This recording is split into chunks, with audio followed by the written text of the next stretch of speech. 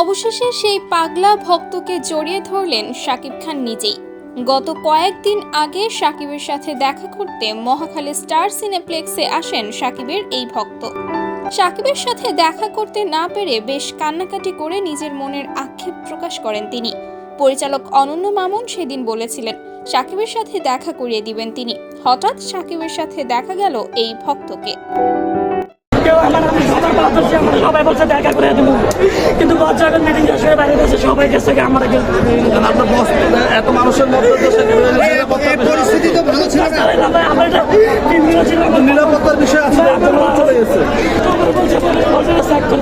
আমি বলছি চেক করে বলছে কিছু নাই, যা ঢুকতে দেবো এদিকে আইনা পরে ঢুকতে দেন। আমি পাওয়া ধরছি, প্রত্যেকটা মানুষের পাওয়া ধরছি। আপনি কি সিনেমা দেখছেন?